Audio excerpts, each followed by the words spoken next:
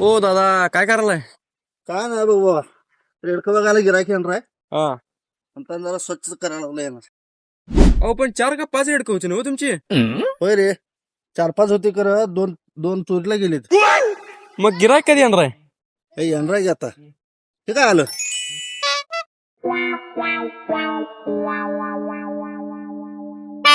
या या या बघा या.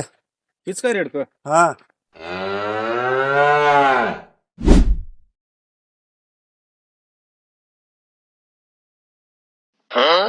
कौन है ये लोग? कहां से आते हैं ये?